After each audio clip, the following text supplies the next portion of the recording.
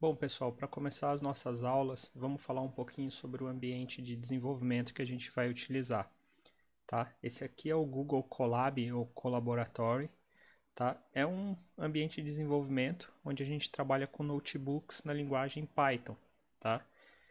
Forma bem parecida aqui com o Jupyter, que vocês já devem ter visto, né?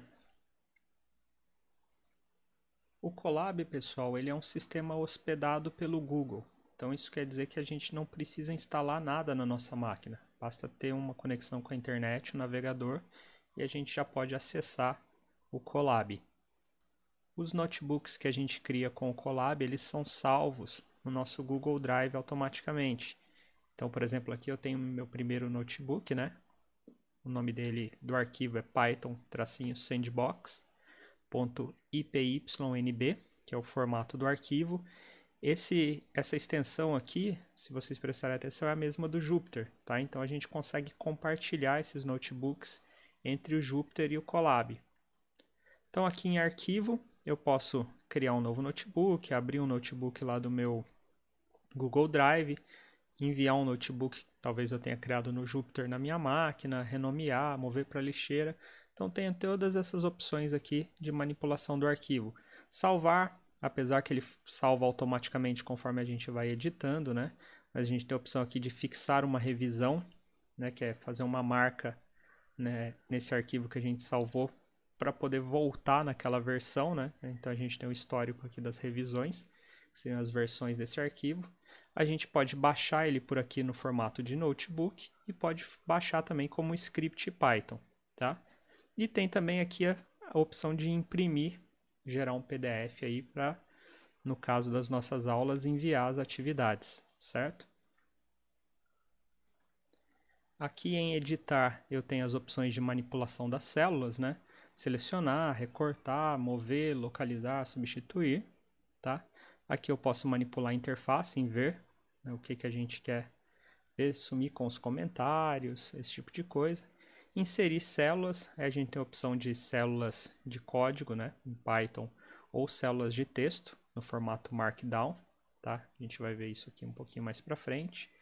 As opções do ambiente de execução, que a gente pode mandar executar todas as células antes da célula selecionada, só a célula que está em foco, as células selecionadas, tudo que está depois da célula em foco. Então, a gente tem essas opções. E tem também a opção de interromper a execução, caso o nosso script esteja num loop infinito, alguma coisa do tipo, né? Reiniciar o ambiente de execução e assim por diante. Como eu falei para vocês, esse é um ambiente hospedado pelo Google. Então, quando a gente cria um novo notebook aqui e começa a executar ele, na verdade a gente está criando uma máquina virtual lá no Google que vai executar isso para a gente.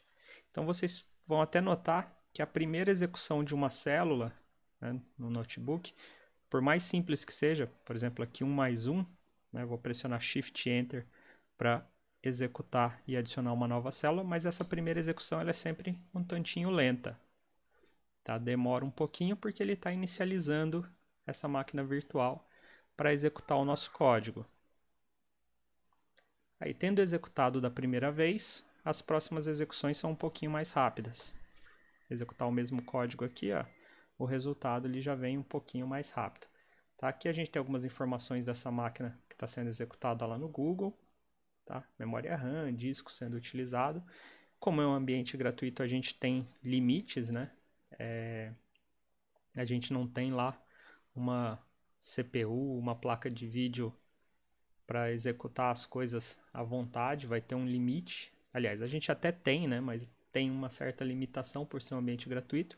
Ele tem uma opção paga, mas dentro aí das nossas atividades isso não é necessário. A gente pode trabalhar muito bem com a versão gratuita.